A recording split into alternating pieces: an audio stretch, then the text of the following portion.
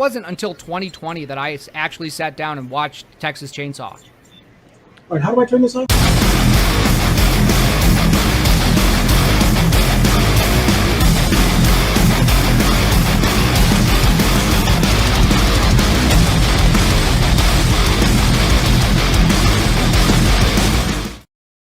Well, that was the wrong intro, but we're here. Oh yeah, huh? Sorry, I just gotta delete that out of the actual thing. It says new intro. I don't understand why. Whoops. At least it had the name on it. It had the right name and it had the right people. It's all good. It's funny though that it mentioned Texas Chainsaw Massacre, because actually I went last night because they're doing a 50th anniversary showing of it. For a couple nights this week, and I caught one last night. God, nice. Dude, I would like to still so clear why that movie is as iconic as it is. Like certain movies, they're iconic and everything, but you kind of got to be like, yeah, but you would have had to be there. It's like, yeah, I can still understand why it's iconic and whatever, but you would have had to be there for it to really, like Blair Witch. I love Blair Witch, but I'm not going to sit there and argue with someone and say that a 16-year-old kid is going to get what we got and be scared by it. You know what I mean? Right. Yeah. Texas Chainsaw Massacre, dude, like fucking still works, man. It's like, a classic. It still looks incredible. Yeah. Like it has all the things. It's crazy that he was able to out the gate make something like that. It's the same with Jaws, you know? Yeah. So what's going on, everybody? Good to see you. Sorry we're late. We're a day late, and we're a day and an hour late. A day and an hour. but thank 25 you. 25 hours. 25 late. Hours late. So sorry, but thank you for tuning in. For those of you, I didn't get to put an update. He's the reason for 24 of those. I'm the reason for one of those. Right. It's me. We both share some of the blame. I've been doing a lot of stuff recently that's been that's kind of thrown us off schedule, and I'm sorry, but you know, in the business that I'm in, sometimes you just kind of have to answer the phone and go. It's like I told you yesterday, as long as we don't miss a week, like, you know, missing a week sucks, but if it's just a day or whatever, like, yeah, I think most of them out there would agree. It's like better, like, it's not a big deal. Like, as long as we get it out and you know, in roughly the middle of the week, I think that's what's important. So thanks for everybody tuning in. MCM, good to see you. Boba, good to see you. Psycho says the substance was incredible, but don't think I'll rewatch it. I think a lot of people are going to have that reaction, but we're going to talk about it. We're going to get into the substance. And we're going to get into spoilers. We are. Boozy's here. We'll give you guys all a warning before we do. Good to see you, Boozy. Terry's here. How's it going, Terry?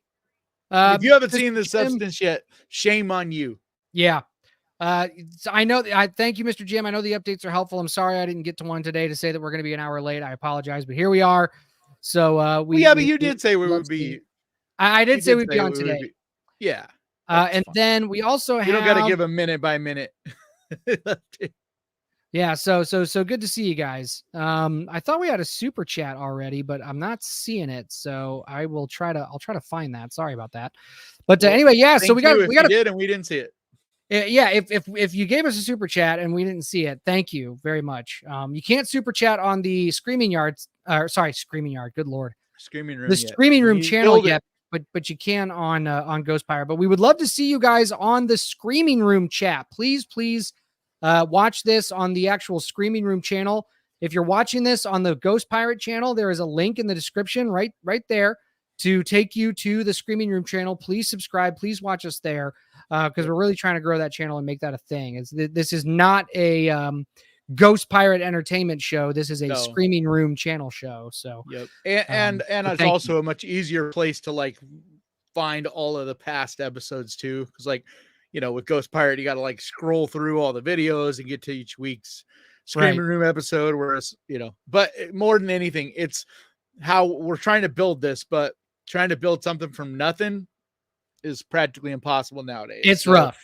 Yeah. So we're just kind of piggybacking on the Ghost Pirate to try to get it a little bit going, but eventually we'll switch to just that once it's monetized, especially like once it's monetized and we can get super chats there and whatever, then I think that's so good to see you from New Brunswick, Canada. Good to Nice. see you from there. Man, I love Canada. Bakersfield. I need to go back to Canada. I do not love Bakersfield. No offense, Oh, but Bakersfield sorry, sucks, man. Sorry, Greg. He knows. He lives there. Like Oh, I've spent some really boring ass hot nights playing performances and shit in Bakersfield. we got a hot take from Zion Mountain. He says The Substance, Immaculate, The First Omen, Apartment 7, and Longlegs are all garbage. So we that's kind of that's a take. That's I think it's not that they're garbage. It's just that's your opinion. So how about you not put that like it's a fact? Mew Medic says Substance is my favorite of the year, one of the best 2020 so far. Okay. Yeah, absolutely. King of Sanity, we need grandma butt flavored Pop-Tarts. Okay. What the hell is a grandma butt flavored anything? What I don't know, but I would not like to have that.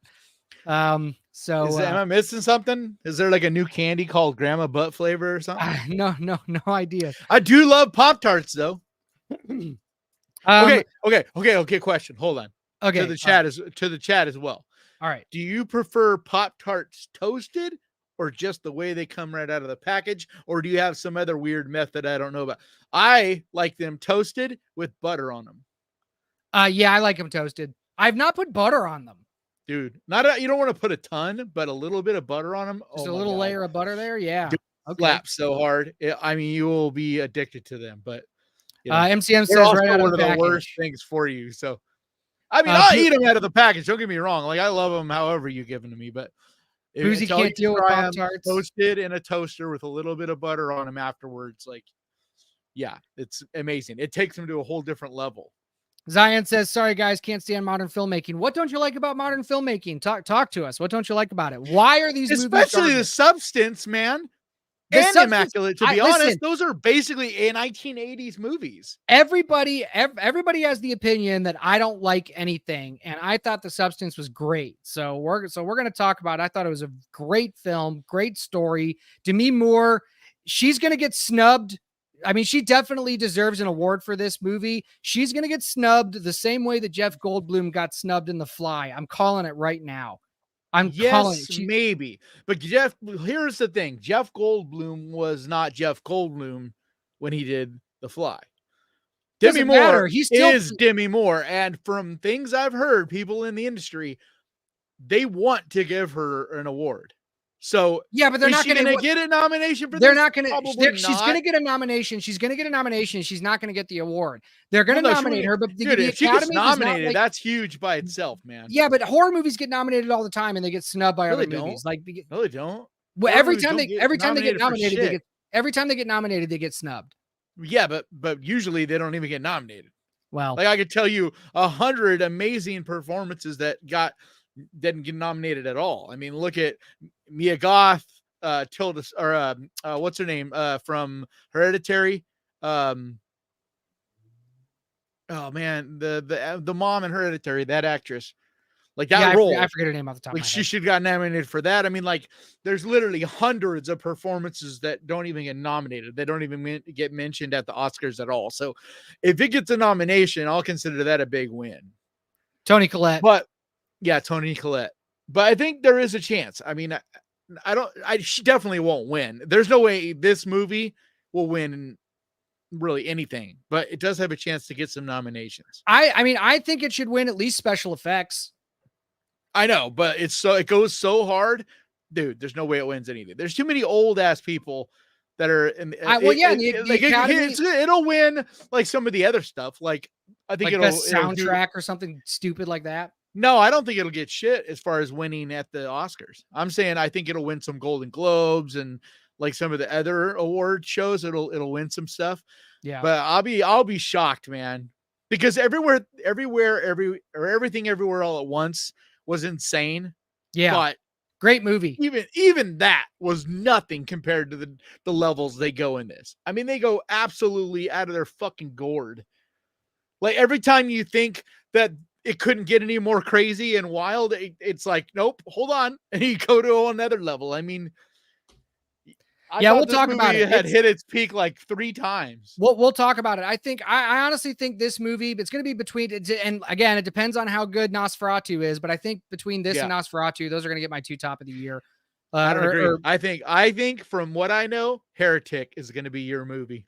You think so? You think Heretic? That's heard another one I've been looking forward to. Cody Leach said it's the best screenplay he's seen for a movie in like 10 years. Oh, right on. Nice. And for Cody, who is someone who's very story driven, like him and I agree on a lot of stuff. Yeah, like I'm visually driven, whereas you're more story driven. He's more towards that side. He's visual stimulated too, but like, if there was a side, he'd be more into the.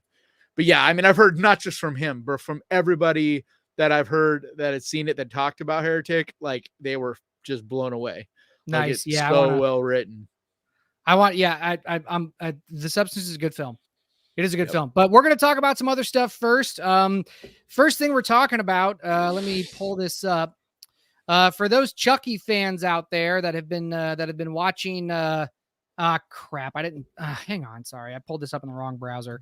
StreamYard does not like Firefox for whatever reason. And that's my main browser. So it doesn't like sharing stuff. So I gotta pull everything up. But yeah, for those Chucky fans out there that have been watching the Chucky series for the last 3 seasons, it was canceled this past week. It's crazy because it sounds like the people involved were actually surprised by it. Like they didn't expect it to get canceled. And I'll get into some of that after you read this article, because I don't know if it'll touch on everything or not. But so this says from Bloody Disgusting, Chucky canceled at Sci-Fi and USA after 3 seasons. Says this Friday brings the saddest news to the Chucky fans. Variety reports that the series has been canceled.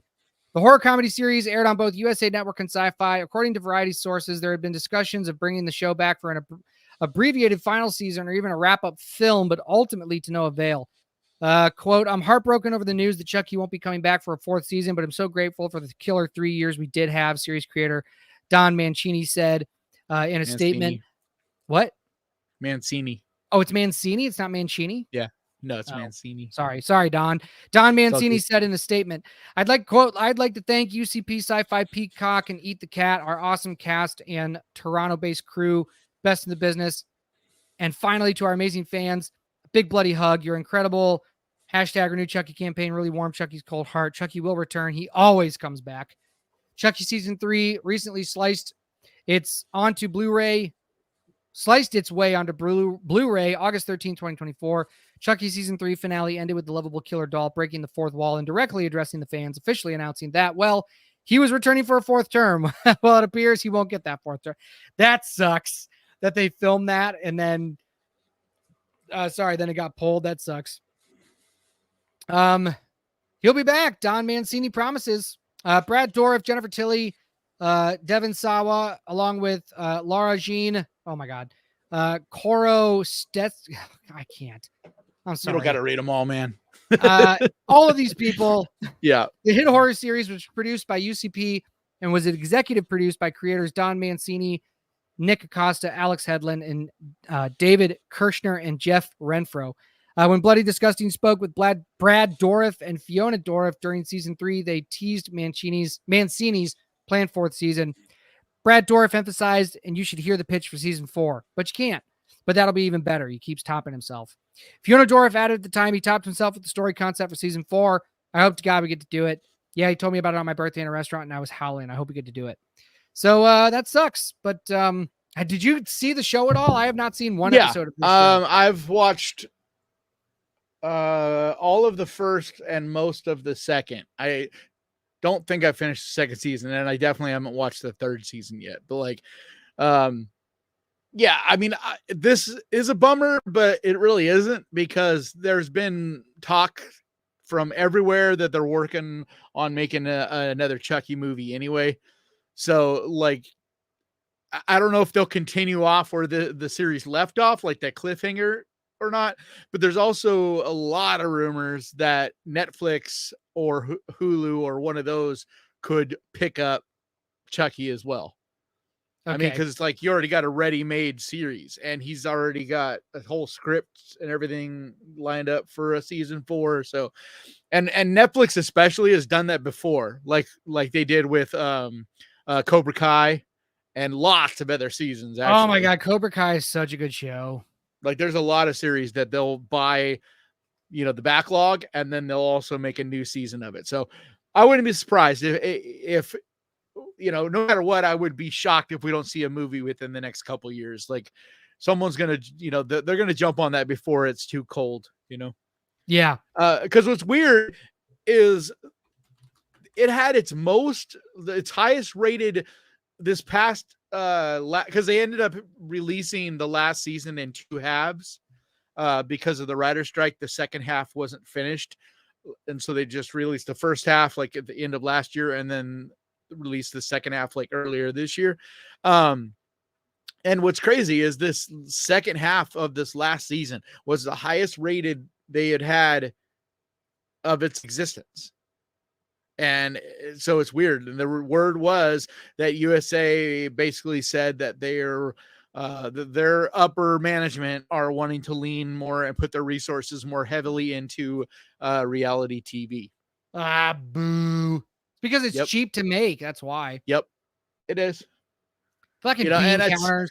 Yeah, but the thing is, like, streaming is where it's at. So these companies, these TV channels, they got to adapt. They got to do something different. And so a lot of them are just kind of hanging on for dear life. And it does cost a lot of money to do a full-fledged scripted TV series anymore if you're not a streaming service, you know? Yeah. That's Bruce why I think we'll end up seeing it on one of these streaming services instead. Bruce says Chucky deserved to get canceled. Last season was a train wreck. I heard that too. A lot of people were disappointed in the last season. Man. Even though it was so highly rated, the last season, everybody said, like, you know, the first 2 seasons were great. The first season, especially, the first season was fantastic. Like, I honestly think it's the most I've enjoyed anything Chucky in like a long time, since probably Bride. I've not been a Child's Play fan. I've never been a huge, but like I've never been a huge fan. I know it's a really popular, you know, franchise, but just I just have never been a huge fan of it. That's why I didn't watch the show. But I mean, if the first season's good, I'll check it out. But that remake, I couldn't fit. I turned off the remake, the 2019. The show's remake. Actually really good. Yeah, the remake's garbage. No, this is God. Like, this is actually really, I mean, the first season especially is really good, man. Like, the story is what's so good about it. I mean, it's kind of almost like, you know, Chucky's in there and he has these fun quips and things here and there. And he's just kind of this looming threat. But what's really good about it is the characters and the way they're developed and the whole story arc of everybody. And it's about, like, the main character's this teenage boy who's gay and basically learning about all of that and trying to figure out who he is. And like, so it's a really interesting kind of because Don Mancini is famously gay. And so it's kind of almost, gay. Yeah. I mean, like, he is very boisterous and a big supporter of it all. Like, you know, famously as in like, he's I understand. It's just a pioneer of one of the people in Hollywood who's, you know, bold and brave and out there, you know? Yeah.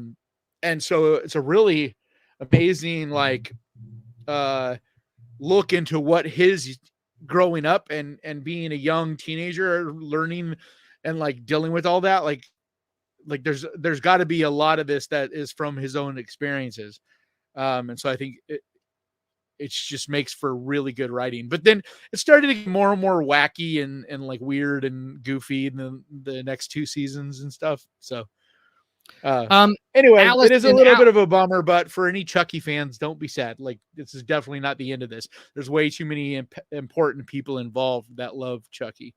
Allison, we will do a spoiler-free review at first, but then we will be getting into spoilers. But when we do get into spoilers, don't worry. We will have this overlay that at first we're talking about spoilers. So once it happens, we will warn you. We're not just gonna drop it on you. So don't worry. Right, and then our next and last story before we get into the substance. Well, it's do you want to do the trailer or you want to talk about Robert Englund? Yeah, let's do the Robert Englund and then just start talking about the substance. All right. Well, so we're not watching the Nosferatu trailer? We can if you want. I want to watch it. I like it. It's good. I'm looking forward to it. It's my most anticipated movie of the year. Like, it really is. Like, I am looking forward to this movie. I love Robert Eggers. I love Nosferatu. I can't wait. I to mean, see this it. is the best looking a movie has ever looked in a trailer, in my opinion. Yeah. Like, if it's not amazing, I will be surprised. I will be very disappointed if this is the egg that Robert Eggers lies. I'll be pissed. Y'all will hear about it on my other channel. I will be mad. But anyway, yeah. So Robert Englund, I couldn't find the article, but he has confirmed he is too old to play Freddy anymore. So anybody that's he did an interview. He did an interview, and where I couldn't find it. It's on Bloody Disgusting, but he's talking about he's talking mainly about the 4K release of Nightmare on Elm Street, I think it is. But in that interview, he talked about, he was asked, like, once again, because not too long ago, oh my God, I'm just brain farting. Who played Nancy? What's her name? Friggin', oh, come on, man. Like, she's an icon. Like, I'm horrible with names. I knew it, and then you blanked. No, not Barbara Crampton. Who played Nancy? Come on, chat, help us out. I know it. Oh God, I know. I'm Heather Langenkamp. Thank you, yes, thank you, Heather Langenkamp. Sorry, she did an interview recently, and in the interview, she said that she believed Robert Englund could do one more round of Freddy, and so he was asked in this interview, and it's a really brief statement, but he was asked in the interview like what he thought of that comment, and as he thought about, on any level, being in another Nightmare on Elm Street, and he said absolutely not. I found an article, so here it is from Metal Sucks. Yeah, but it's a long article, man. I had to comb through the whole thing to find the little blurb where he answers this. Like, it's a long interview. Here it is. Okay. Yeah, here it is. It says, quote, "I would love to be invited if they reboot Part 3 Dream Warriors." Yes, which is the best of the Nightmare franchises, Dream Warriors. And if you disagree, you're just wrong. I love the second one too. But I think the third is definitely the best. It says, "I would love to be invited if they reboot Part 3 Dream Warriors," which I think is the most popular film. It's also the best. "It would be fun to play one of the doctors. The great Priscilla Pointer, Amy Irving's mother, was in that film. Maybe I could play her part as a male doctor." That's very cynical. "A cameo wink to the audience that I don't buy that there's this dream demon that everybody's having the same dream about. It's in the tradition of remakes, especially with horror, to give an actor that's been in the original a little cameo. So I think that would be fun. But no, there's no Freddy left in me. I could possibly voice a really high-end animated version. That would be nice to be asked to do. But I know I can't do the fight scenes any more than one take, one angle. I just can't be snapping my head or anything like that. I'm an old dog. Give me a break." So there it is from the mouth of the man himself. Yep. And the reason I wanted to bring this up is because it feels like every year you'll see another thing go around of some actor that said they would love to play Freddy. And then everybody in the comments says, "Boo, it's no Nightmare on Elm Street without Robert Englund." And it's like, you guys got to get over that. Like, he's not ever going to be Freddy again. So we either don't ever have a Nightmare on Elm Street again, which that's fine. It's fine. Or we recast it. And I think we need to recast it. Yes. For one, it's the best way to give him a fun cameo send-off. Like he said, it's kind of tradition that the original guy gets to be in one last one as some other character and gets like that fun send-off. And if we don't hurry the fuck up, because a big part of the reason why they have not made one is because they don't think it's going to be successful because of how badly people dumped all over the last remake of it. Yeah. And I don't think it had anything to do with who played Freddy, though.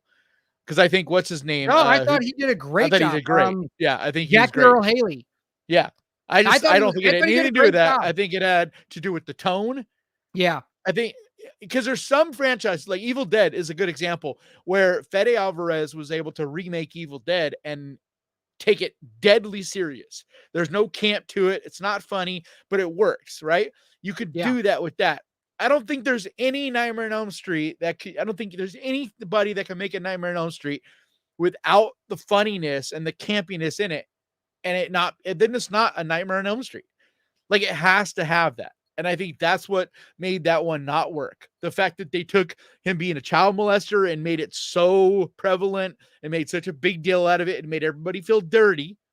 And then there's no real humor and no real fun in that movie. It's just a dark, upsetting kind of movie. And it's like, that's fine, but that's not that's not a Nightmare on Elm Street. Yeah. Yeah, no, I agree. So that's it. All right. So let's get into the final trailer of Nosferatu. I doubt it's the final, but you think they're going to do another one? Definitely. It doesn't come out to December. They'll do one at the beginning of December, either late. They'll actually, you know what? They'll do one right around Thanksgiving, so that they can have it playing for all the big Thanksgiving releases. Yeah, you're probably right. So let's watch. I don't want to watch that because that's the one that if they do end up showing him and give away too much, that's the one they're going to do it in that. Yeah, no, yeah, that's the one. And this one, it's like plenty of a trailer. It's a full blown trailer, but it doesn't give away really anything that you wouldn't already kind of like. If you've never, okay, this is a warning to anybody watching this. If you've never seen Nosferatu or Dracula, then you probably shouldn't watch this. Right.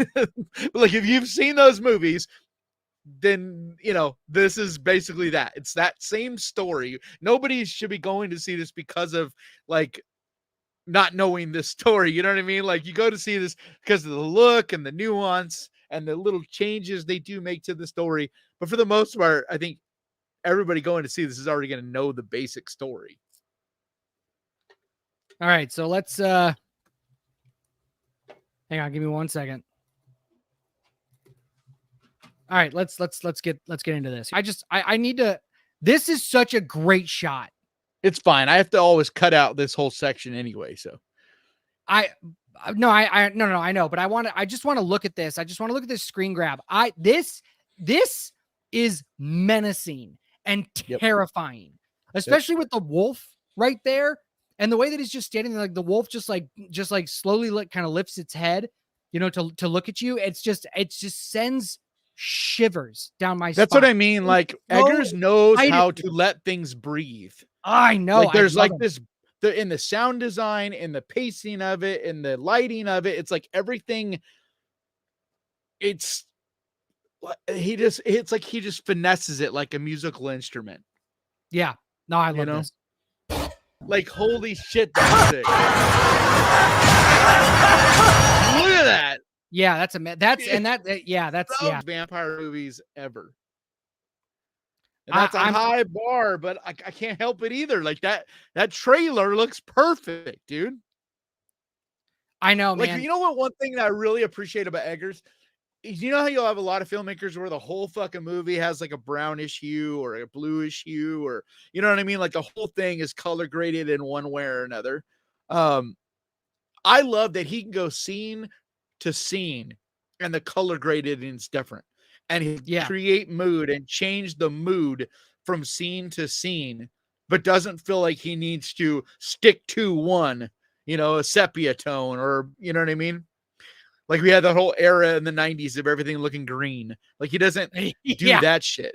But yet every scene, if you think about it and you look at the scene, you're like, well, yeah, it's color graded blue. It's color graded, sepia. Like it's color, it's not like just that's straight out of the lens looking. But yet, because it's done so well, it changes the mood and it doesn't really register. And that's how when it's done right. But like in that one trailer, I counted 4 different like hue changes from 4 different scenes. And I'm sure there's more. But yeah. I'm really trying not to overhype myself about this movie, but it's too late. It's what I've said from the very first time I heard that he was going to do this. It's just like hearing that Guillermo del Toro is doing Frankenstein. Like there's certain movies that there's like the same I feel about Flanagan doing The Shining, or not The Shining, Exorcist. Like there's certain filmmakers that I just know from the moment I hear them attached to it, it's going to be incredible. Like they're the perfect choice to helmet. And Eggers, like when I heard he was doing Nosferatu, dude, it's like, that's perfect. Like, because to do it right, there's no reason at this point to do remakes of these stories if we're not going to like take it to a perfect level. You know what I mean? Like do something that is like amazing. Yeah. And that's why I'm like, if we're going to do an Exorcist, cool. we're bringing Flanagan on, because if anybody can do it, it's Flanagan. Yeah. You know, same with Frankenstein. If we're going to do another Frankenstein, then yeah, let's see what Guillermo del Toro can do, because if anybody could do it, you know what I mean? And like, so that's, and it's just so amazing to see a trailer and be like, yep, it's exactly what I thought. Like, I'm not surprised at all. Like, it looks incredible. Yeah, that looks great. I can't wait for it. All right. One thing I think is interesting too is it looks like it's going to lean more into the sexuality of Dracula without making Dracula like a sex object, which I love. Yeah. Like, you know what I mean? We've had Draculas in the past that are sexy. And so of course the women are going to be like seduced, right? But in this, he's still going to be a monster, but yet there's a sexual component, and because that's one of his powers. And I think that's so cool that someone's finally doing that. Like, cause that's in the writing of Dracula, and you know, going all the way back, it's always been that there's like a seduction element to, you know, to the vampire, you know what I mean? Yeah.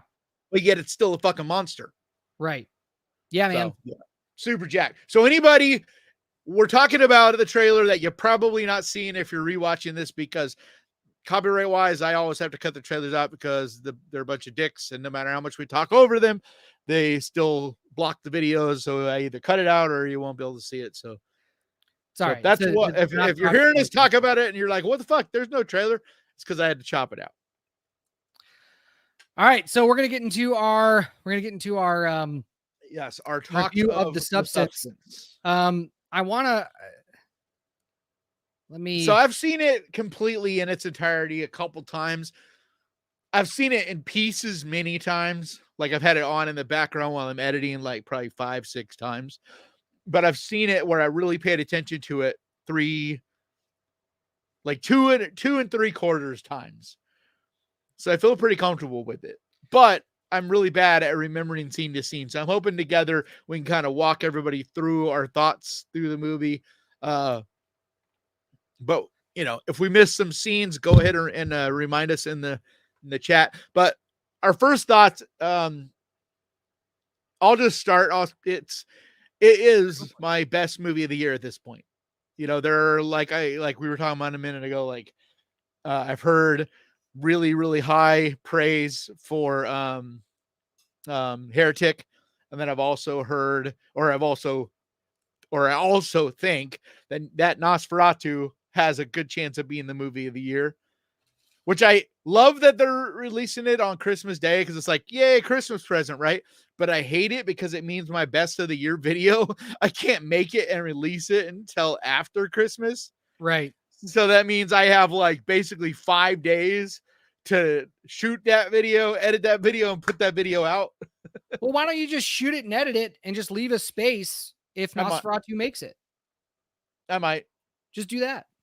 But it's just, there's a lot that goes into it too, because it means there'd be a whole movie I'm cutting out of a top 10 to replace. Yeah, no, I get you.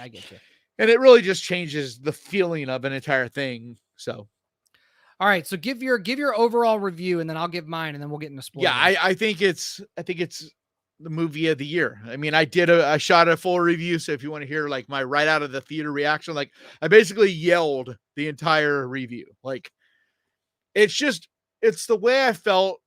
Like, if I'm lucky, each year there'll be one movie that makes me feel that way. Last year it was When Evil Lurks. The year before that was Night House. Like, just there's those one, like in 2020 it was Possessor. Like, there's just each year, if I'm happy, I'm lucky, there's that one movie that I'm like, I will remember this movie forever. Like, this is immediately in one of my favorites list of, 100, 200, whatever. But like in that, because like it's impossible to rank, in my opinion, like your favorite movies of all time. Yeah. And like, but if it's a movie that I remember in 20 years and I'm still like, yeah, that movie's incredible. Like that timeless element. And like, to me, The Substance has that timeless component that, 20 years from now, I will still, still be praising this movie. I mean, it does like takes things from each era of horror and sci-fi, you know what I mean? Like it takes parts and makes this its own like amalgamation of these different components of like great movies from like the 70s, 80s, 90s, 2000s, 2010s, whatever. But yet it doesn't at all feel like it's like, it doesn't feel like a Frankenstein. Like it feels like it's all smooth and all the things make sense and work in the way. There's one part that you mentioned in your review I read, where you said it lost you a little bit, where I will push back act. on. Yeah, I'll push back on that and a reason why. Like no, that's fine. And I'm actually gonna I'm towards gonna, there. I've had more time to think about the movie after I wrote my review. And if you guys, I don't usually talk about my other channel on this, but if you guys want to see my review that I did in video form, it's on the Breakdowns and Body Bags channel. I posted my video review there. Yeah, you should always mention when you post something. Okay, well, I post with this, everybody knows because they're on the Ghost Pirate channel. You know what I mean? Like they know when I post up something. I post every Monday. Every Monday is a movie on but people and Body Bags. Won't remember. But I'm just saying you should always feel free I will. I like to make this I like to make this show and this channel about this show. I try not to talk about the other stuff, but I know, and that's where I don't really talk about reviews. much either. But mentioning like, hey, I did do a full review of it, just like I did. I said I did a full, because it's different, a full review that you do when you're thinking about that movie and prep for it and all that, than just a quick blurb on this. That's why I mentioned, like, if you want to hear my full 20-minute long review of the substance, like, go watch the video. So, okay, well, whoops, sorry. So I put it in the chat for everybody. If you want to go, that's where it is. That's the channel, Breakdowns and Body Bags. But anyway, so my spoiler free review of this was this is a great story. And this is a great, honestly, I thought this was a fantastic hit piece on the state of Hollywood, and just the dogmatic obsession with like physical appearance, and just how Hollywood doesn't care about anything besides what you can do for them, and how they can exploit you. And how they can exploit you is through being young and beautiful. So, are you familiar with Cubism? Yeah. The art form. In Cubism, the idea was to be able to look at a one-dimensional object, but see it in all its dimensions. And this movie feels like that, as in there's multiple angles to this. It's wild to me, because you're 100% right with your take on that, but there's also, we're to blame.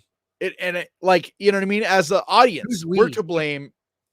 No, as the audience of movies, we're also to blame. And this movie, like, you know what I mean? This movie kind of like confronts that element as well, that it's not just Hollywood, and it's not just the person who, like in the movie, Demi Moore is struggling with her beauty and losing her beauty, and shows she's willing to do whatever it takes to save her and give her a little bit longer, one more shot, whatever. Right.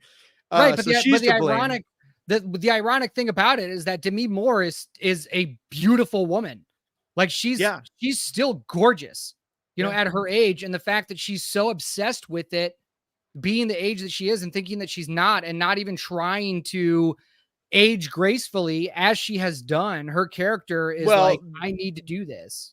That's what I think is great about having Demi Moore play this role, because Demi Moore is, we know she's had surgeries, we know, and so I know, like, what's amazing about this is, that Demi Moore is playing herself in a way in this as well. Like, not an actual version of herself, but like almost like that devil on the shoulder self, where she, absolutely. You know what I mean? Like, she wouldn't go to that length, but she could see herself, and I thought of Madonna immediately.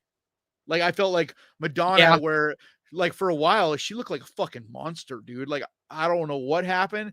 And I felt so sad for her. And it's such a shame, but also that's what I mean. This movie is also pointing at us. We're to blame too, because everybody was making fun of Madonna. Everybody was talking shit about Madonna, you know, like, and lots of other celebrities when they get old. Like, I've seen fucking people in my comments straight up be like, I don't want to see that old bitch. Like, get some beautiful young, you know, I didn't like that movie because so-and-so is old and ugly now. Like, literally, people, like, guys say shit like that. Women say stuff like that. Like, as an audience, if we gave the money, so to speak, to Hollywood to bring us Demi Moore, to bring us any other aging actor that you can think of, right? We're the reason. Hollywood isn't just evil. Hollywood is about money. No, Hollywood is evil. Yes, but I said they aren't just evil. Like, are they evil? Yes, but it's not just that. It's about money. It's like I argue with people about Disney all the time. I'm like, it's not that Disney has some agenda, dude. Disney's agenda is money. Hollywood's agenda is money. Well, I don't know. Whatever they got to do to make money. I don't know if that's true, man. Disney has not been making money for the last like 3 or 4 years. It's why they're changing. It's why they're changing. Yeah, but I don't think it's because they're not. Well, okay, so that's why. Like, they don't care, dude. They're not like, just like the people that say, oh, applaud Disney for doing some whatever, right? Having a Disney princess that's black or whatever, right? Just like, I don't believe you should applaud them. I also don't think you should throw stones at them. They're a business, and they, just like any other business, they're just wanting to make money. That's that's what it comes down to. And it's like, I'm like, there was someone today that commented saying, you know, because I posted a Hulu video today, and they were like, oh, I canceled my Hulu subscription because I won't give Disney any of my money. And I was like, that's fine, but that is not really going to affect them. The way to affect Disney is like and watch the things you like and that you support, and don't watch and don't like the things you don't support. That's how you change what Disney's doing. Yeah, but that's what audiences are doing, and that's why Disney's losing the money that they are, is because they're like exactly, and that's why they're changing. They make this. Look at the drastic changes that are going on in Marvel. Well, I mean, supposedly, we'll see. But it's just all that they've stuff. Been putting out like, all a lot of people shit. Don't think they're changing, but it's like, you know, it's a 4 or 5 year pipeline. So it's like a change they make now, you're not really going to see the effects of for a number of years. I completely agree. The Hollywood is always 5 years behind what the zeitgeist did. Like, I completely agree with you. But how you see they're changing though are the projects they've canceled. That's how you know. The ones that they've just straight up shelved. Yeah, no, you're absolutely right. That's how you know there's changes going on. But they've come out, and they will immediately, like, their shows and movies don't even come out, and they're already attacking fans. And so fans aren't watching it, and then they're like, well, why isn't this making money? It's because you told us not to watch it. You said it wasn't for us, so we're not going to watch it. And so, like, of course, and the audience that you think you're making these products for, they don't watch it either. They don't buy it either. All they do is retweet it. And so, like, you're trying to appeal to, they're becoming like, a laughing stock, like a half of a percentage of the audience base that don't even watch your shit anyway. And but so the reason that they did these things in the first place, like all the woke agenda, so to speak, the reason they did all this in the first place is because they thought that's how they could, like, they wanted to be like, look at us, we're Disney, we're doing all the, you know, we have a biracial, like, we don't, you know what I mean? Like, everything's gay. Yeah, they thought that that's the direction they could go, and everybody would be like, oh yeah, look at Disney. It's about money. It's about good stories. That's what it's about. It's about entertainment. I know. I agree. And that's why I feel like you want to have a black or a gay or a whatever character, like, if you want to have those characters in your properties, have them. Nobody cares. Nobody actually cares about the race or sexual orientation of an actor or a character. Not if it's not what a good they story. care about is the story. What they care about is if it's a good character. They care about if it's a good movie, if it's entertaining. They don't, like, audiences don't care about just the surface level thing, which is what the substance, coming back to the topic at hand, is is making such a critique about is that they're putting out this shit thinking that this is what audiences want. And yeah, fine, you can say audiences are to blame for a certain percentage of it, but if you're not putting out good content and you think you're just putting out something that people want to see because it's just this very surface level thing, the substance is taking a direct hit at that.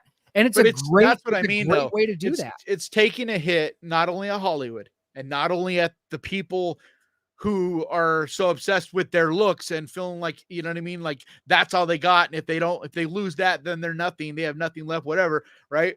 It's also at the audiences ourselves as well. And the way we treat everybody, you know, not just the people in Hollywood, because that's what I think is so important about this movie. It's easy to talk about it in a Hollywood framing, right?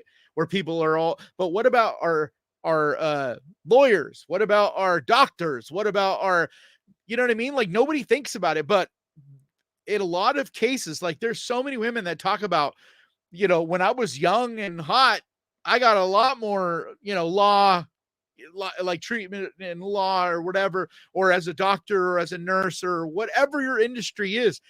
And we as a society need to value our elderly people and that they still have value and that there's something there to them, not just beauty. Like it's not the end all be all. And it also doesn't mean that beauty's not, I mean, like that's the thing I thought was great about this movie. It doesn't just villainize everybody either. Like everybody in a way is responsible for this situation that happens in the movie. And I think that's great.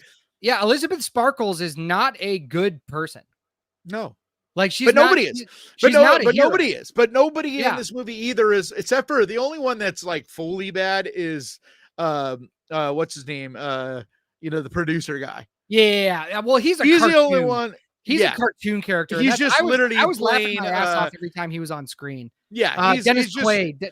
Yeah, he's not even meant to be taken as like that's a real person. It's more if he's playing this cog, you know, like it's a symbol. He's playing basically a symbol in the movie. Yeah, because there's so many things, and that's why I think a lot of people will misunderstand this movie if at first with the final act, and it's why a second viewing for me made this movie even hit even harder, because it does take this nosedive in the third act. And if you don't know, it's easy to kind of be like, whoa, what the hell? Like this movie all of a sudden is now campy and bonkers and loses its fucking mind. There's a reason for that. Like, you know what I mean? It's like part of her, it really kind of in a lot of ways symbolizes her sanity. Like this whole movie, you can easily look at it as it's an allegory, and the things that happen in the movie are not exactly it's not even the reality in the movie, if that makes sense. Like there's a certain amount of this movie that could easily be interpreted as this is all what is going on in her head. And you know what I mean? And like everything is symbolic, which is why it goes to such crazy extremes, but it's also a blast. You know what I mean? Like it's also super fun to watch. And that's one of those rarities for a movie, to have great storytelling and be really symbolic and all those things, but also be fun and not feel preachy. Yeah. No, I thought the way that they told the story, I thought the way that they said what they wanted to say was very much in service of the film itself, which is good. That's the rule. The message should serve the film. The film should not serve the message. And so whatever you're trying to say in your movie, you know, it should serve the film. And I thought they did a great thing with that. I really don't have a lot of critiques about this movie, except for the runtime in the third act. But, you know, I'm not going to not recommend it based on that. It does run a little long, and I agree with that. Although I do feel like it works, even though it's one of those weird things where, yes, it does run long. And when you're watching it, you can feel that, but it also is kind of important for what it's doing. It's wanting you to almost feel like this movie is going to end now. And then it ramps up again. And you're like, okay, this is the ending. No, it ramps up again. It has at least 3 that I clearly noticed, like fake out endings. And so I think yes, it runs long, but it also works. It's weird. It's hard to even explain, but like, it's not like you don't enjoy it. you do fill the runtime and you are going, yeah, it is a little long, but you're still, you know what I mean? Like it's still enjoyable. You're enjoying it because of, like, I don't know. It's hard to explain because there's some movies that are long where you're like, I could easily cut out 20 minutes of that movie. And I don't know if there's anything you could cut out with this without losing the overall feeling that you're left with when you walk out. Yeah. You know? Do you want to get into spoilers? I don't know if we need to be honest. No, unless you want to go. No, I can keep talking about it without spoiling. If you're not a fan of body horror, I'm almost less comfortable talking spoilers, so I don't do it. Like I never spoil movies, so like I can always talk around things. If you're not a fan of body horror, you're not going to be a fan of this movie. The director really taps into her inner Cronenberg when it comes to this. Yeah, there's some pretty gnarly stuff in it. I loved it. Everybody's saying Cronenberg, which I agree. I mean, I definitely see some Cronenberg, right? But I actually felt like it was more reminding me of Society. Have you ever seen Society? Oh yeah, The whole shunting scene. Yeah. Because even the tone in Society, where it's serious, like it is a serious message. There's some serious stuff going on, but yet it's campy and cheesy and knows it is. So there's like, you can't help but laugh. You're like laughing at it. Well, at the same time, it's impacting you. Like it's this really rare thing that like very few filmmakers have ever been able to do. It's one of the things like that I love about Tales from the Crypt, the TV series. Yeah. It's because it always had this like powerful message and things that were gross and would bother you on some level while you're still laughing at it. What am I trying to think of? There was something I wanted to talk about. I wanted to bring up. I wanted to bring up. Drew. I showed this. I can still hear you. Okay, Drew said, I didn't understand the point of switching if you don't actually experience the other side. You do. Your consciousness, or at least the way that the film presents it, is that your consciousness does transfer. But I think the other person is also uniquely another person. So you are experiencing it, but you're probably just not experiencing it the same way that you would experience your solo consciousness as you exist now. And so there's a little bit of like, yeah, I've actually heard this as like the biggest thing that confuses everybody. I've seen a lot of people talk about this. And like, I agree. Like basically what you said to me, it's almost like, I think it's like watching a TV where they have no control over what's going on. And everybody said, well, then how come they're surprised when they wake up? I think it's not that they're surprised necessarily in that moment. Like they didn't know this happened, but or even not a TV. It's probably more like a dream. Like they experienced it like a dream where they have no control over what's happening.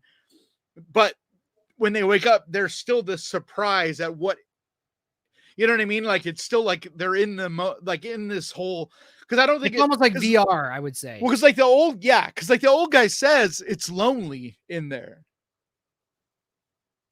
Yeah. You know, so like there is an amount of them being like aware on some level, even when they're the one that's conked out. And everybody that's watching, if you haven't seen this is a little bit spoilery, but not really. I mean, this is something that basically happens within the first like 10 minutes of the movie. Yeah. But I mean, trust me, as long as we don't get into the final act, that's the only time that's really spoilery. That I will never spoil. Yeah. Not for, because it's so fucking amazing, but it's wild as shit. Yeah. But nothing else will spoil the movie. It's a great, it's a great film. It's a good story to me. I mean, all of the actors do a great job. Oh, the scene that broke my heart when I was watching this, that was just such a too. Did you see me comment on that? Or I don't know if I know exactly what you're going to bring up. I think you did, but the scene that broke my heart is when she, so in early in the movie, the date. Yeah. Early on in the movie, she runs into this guy that she knew in school, and they exchange numbers in kind of an awkward way. I didn't like the way that they did it. Yeah. But whatever. This is like the only, like this guy. I did because she's like knows who he is, but also is so like when you meet people and you're a celebrity on some level, and in my case, I've never really been a celebrity, but I've been somewhat known on a level that when you meet people, there is an awkwardness where you're like going somewhere they're like stopping you, and like you want to acknowledge them, but you can't acknowledge everybody. And so there's some of that. There's also what's going on with her at that time. Remember what she's coming from, just hearing, remember? No, like no. What I'm just talking happened. about, the specific thing I'm talking about is when he writes his number down on the piece of paper and then drops it in the mud, and then just picks it up from the mud and gives it to her. It's like he wouldn't do that. He would just rewrite his number, right? Yeah, that bugged me too. But that's the one thing that I was like, but it doesn't matter. So I want to talk about this. And the reason I think that was in there is it's the same as the shrimp scene, where there's these certain like visually. For one, it's a French filmmaker, so like there's a French, there is a French movie sensibility to this, which I love because it gives it a unique quality. But like if you saw her other movie, Revenge, there was things like this too, where she hyper focuses on like one element that in most movies would just be B-roll, but in hers, if you think about it, you're like, yeah, that's not. Like shrimp don't really look that gross. That guy would not really pick up a fucking note out of the mud.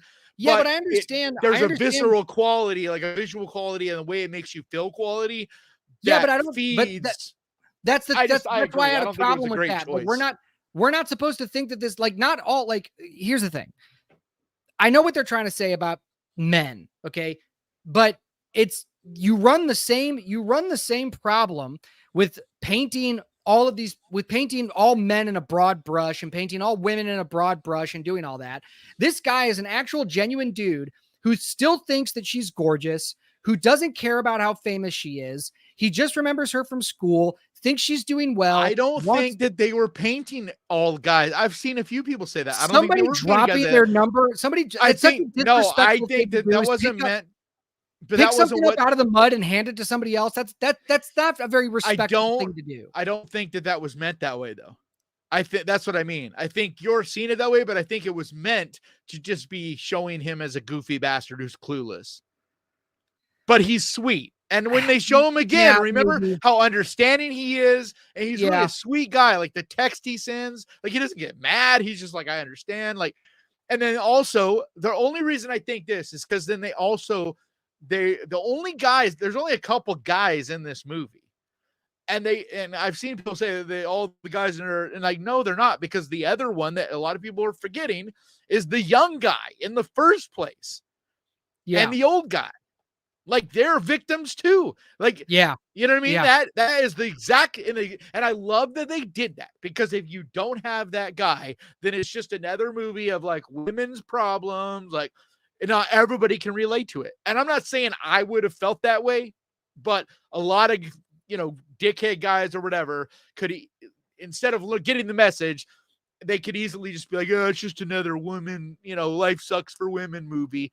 You know what I mean? But like by showing that, no, guys are victims of this shit too. Like how many Hollywood guys have we seen in the last 20 years where they get all these face-ups? Look at Mickey fucking Rourke, dude. He looks like a fucking monster blew up in his face. Yeah. So like, I love that. I love that detail. And that's also why I think that, because the only guy that's in it that's shitty is just the boss guy, but he represents Hollywood as a whole. And that's why he is so over the top, because it's like, you need this one character to just, and his little fucking minions that follow him. I thought that was hilarious, dude. Like all the suits, or they're literally like the minions in the movie Despicable Me. So that scene. So we're setting up this scene where like she finally calls.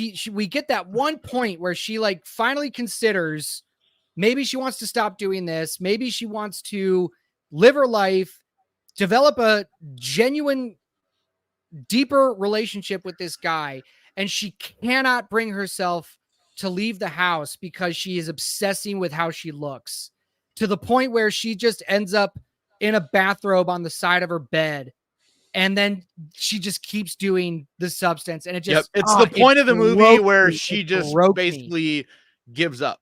Yeah, Like she gives up on life. It's like it was almost akin to suicide. It is yeah, so man. heartbreaking, dude. And I'm glad you brought that up because I think it was Cody or someone I think talked about it in their review, and I commented on it as well. Like that scene, it's so impactful because there's a lot like that we're leaving out that led up to that moment, but there's things that have happened, and that is the moment when it's just like she's shattered, she's broken, like it's over. Yeah, it's like it's heartbreaking. You know, nothing good is happening from this point forward. Like that is the what's the term? That is there's no going back point. What's that term?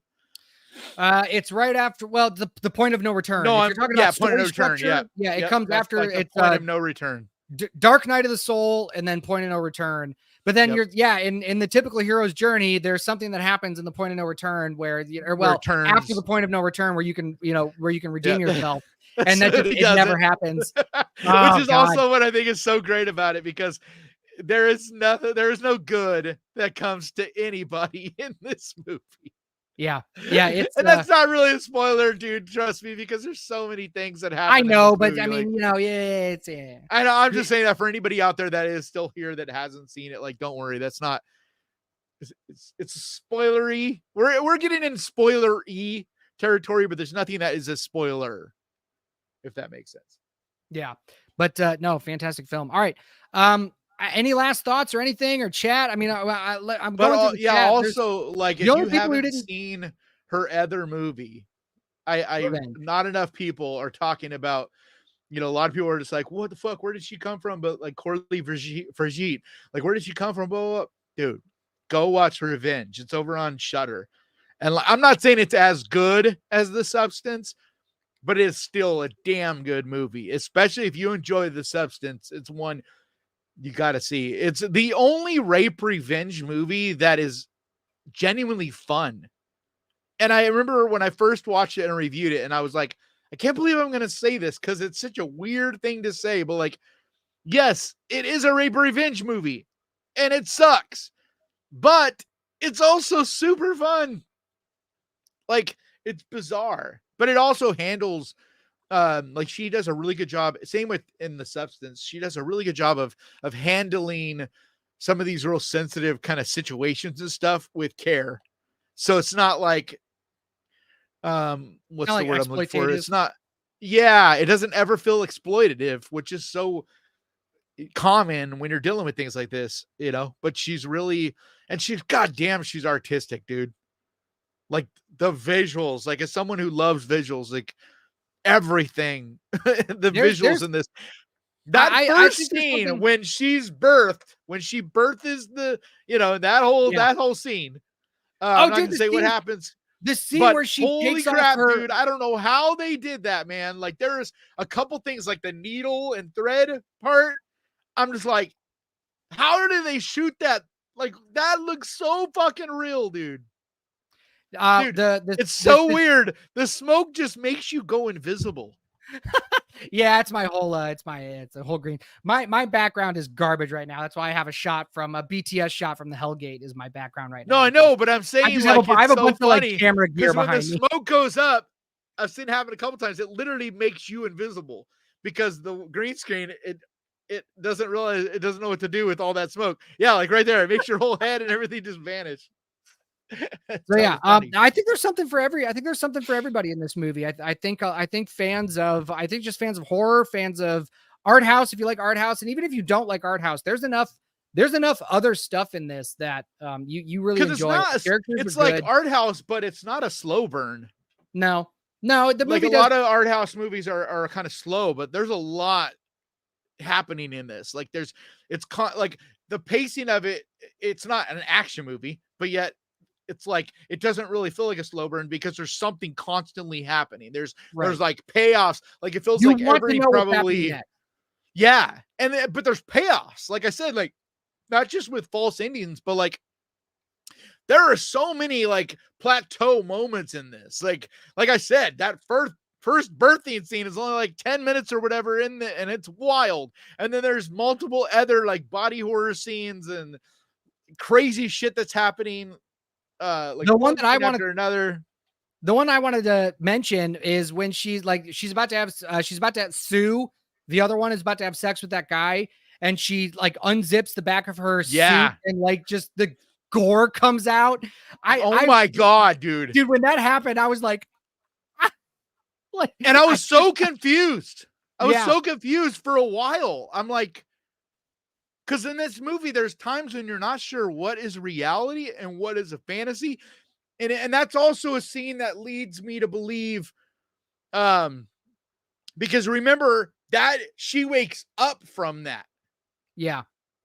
So that's another, that proves that you are aware you're dreaming. Like you're aware on some level. Wolfbane says, I'll look her up later, but where do I know Margaret Qualley from? You probably know her from Poor Things. Yeah, she was Felicity in Poor Things, so that's I just watched her in an amazing movie last year called shit. Hold on, it's really good. Recommendation. It's not really a horror movie though, but it stars another guy that another actor that I'm a big fan of. Hold on. But it was really good. Future City Sanctuary, which is on Hulu right now. It's not a horror movie. I'd say it's more of a thriller. But it stars the guy that I always get confused with, the guy that plays Jon Snow. Christopher Abbott. Yeah. Christopher Abbott. So it's a movie that was shot during the pandemic, but it's amazing. It's literally a really upper level hotel room with just Margaret Qualley and Christopher Abbott. Just the two of them in this room, but it never, ever feels slow. Never, ever loses your attention. It is crazy. It is all dialogue.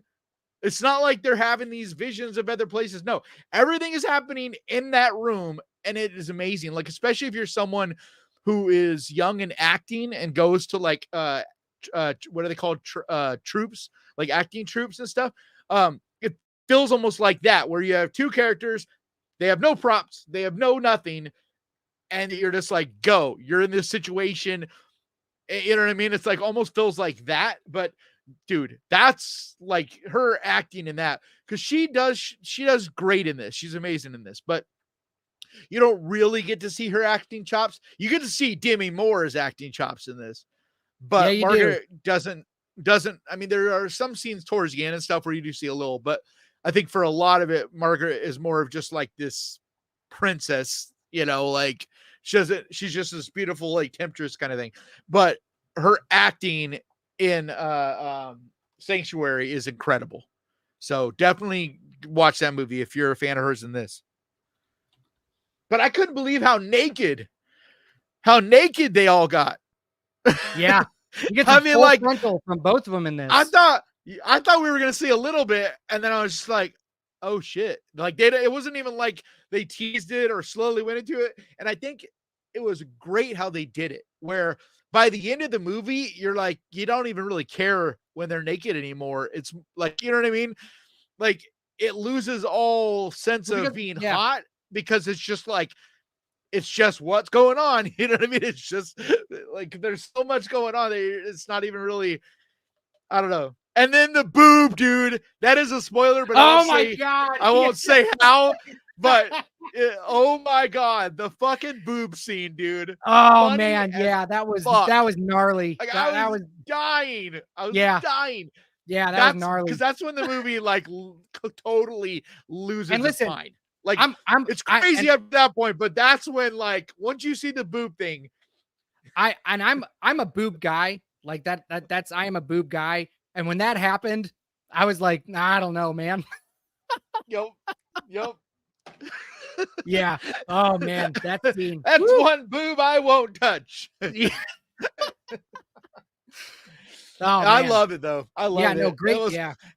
It was crazy because I saw it at an early screener, like it was only like a day early, but the crowd I was there with was mostly like media kind of people and stuff. And they were stunned. Like I was laughing and just like hysterically at points and having so much fun. And I'd look around and like nobody was laughing. They were just kind of like, they were just like in this stunned silence. And even after the movie was over, like there was this real quiet murmur of people just like not knowing what the hell they just watched, dude. And it was cool because it made me think like what it must have been like to see Society in theaters back in the 80s, like after that shunting scene. But like I said in my review, like this literally tells that shunting scene to hold my beer. Yeah, because like this does that insanity and then goes beyond that. Like this is there's way more scenes that are crazy like that. Like it's not just one scene. There's so many scenes. Like on, it feels more like Cronenberg. You know, early on, the kind of body horror and stuff feels very Cronenberg. Not just David Cronenberg, but his son Brandon Cronenberg. Like I felt like the first half, the kind of body horror feels more clean and sterile, like the body horror that we see from Brandon Cronenberg. But like later on is when it just loses its mind, and it felt very 80s, 90s, like just batshit crazy body horror. Wolf, that was Demi Moore. That was her. That was both of them. No body doubles in this movie. Nope. And not just that. What happens to Demi Moore? Like there is a point in this movie when she could easily have hired someone else to wear the prosthetic stuff. Yeah. Because like I don't want to spoil this, but the levels of body horror by the end of this movie, she's basically unrecognizable. The first time you see her finger, I mean, it got me. Yep. But what I was saying is like by the end, she could have easily had someone else, but no. If you look at, if you go and watch any behind the scenes video and if you go to the Instagram of her and Margaret Qualley and stuff, dude, it was her. It's always her. Like she's fully made up in a super long, hours long process. And there's numerous photos and video and everything out there showing like she was fully committed to this role in this character. And that's also why I feel like she chose it. She must have felt very strongly about, because there's no way she's making any money from this. You know, I mean, she makes more in residuals sitting on her couch than anything she'll make from this. I mean, me and you would be like, fuck, dude, that's a lot of money. You know what I mean? But like in her scale, like guarantee you she's literally working for scale. Yeah. Like there's no way. Like she's probably working like on back end, like she's probably getting some of the back end. But as far as like what they had to pay her to do this, like, dude, there's no way they could have paid her much to do this. Same with Margaret Qualley. Yeah. They both did a fantastic job. All right. That's going to do us. We're about 15 over, but that's going to do us. Thanks everybody for sticking with us for as long as you did. Thanks everybody for being patient with us when we didn't stream yesterday. We streamed tonight. We're going to try to stick to Wednesdays. We've been doing a good job, right? We've only had a couple times where it's come on Thursdays. There will be times when we got to move it around a little. Yeah, but thank you guys for showing up and chatting with us. Please subscribe to the Screaming Room. If you're watching this on the Ghost Pirate channel, please move over to the Screaming Room, subscribe to us, and chat with us in the Screaming Room chat. Yeah, we'd love to continue this conversation with any of you guys. So if you absolutely, and leave us a comment. Especially on the Screaming Room. Like the Ghost Pirate, you can kind of get drowned a little bit with. I can only keep up so much with the comments. You know, I'll read them all, like I always read them, but as far as being able to reply to them all, it's, you know, I can't. But once this video uploads, but on the Screaming Room, I can definitely, one of us can definitely respond to you guys if you comment on the Screaming Room. For those of you in the Ghost Pirate chat, we just posted a link to the Screaming Room channel in the chat. There is a link in the description. If you look in the description of this video right now, there's a link to the Screaming Room channel. Please. You can also just simply type in the Screaming Room in the search engine and you'll see us too. But that's going to do us. So not on Bloodscribe. There's a lot of the videos that are beyond Bloodscribe when you search for that. So just look for the separate channel, the Screaming Room channel, and go to that one. Yeah. So, and I'm going to be taking those stuff down from the Bloodscribe channel here pretty soon. But anyway, so thanks again, everybody, for joining us, and we will see y'all next Wednesday.